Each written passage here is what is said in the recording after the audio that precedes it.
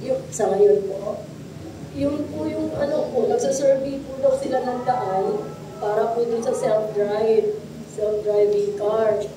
Hindi ko na po na-elaborate sa kanya, pinignan niya po na-elaborate sa akin kung ano mga gagawin. Basta sa pagkakaintindi ko, parang nag-ano sila ng ways na inaano yung daan kung saan sila papunta.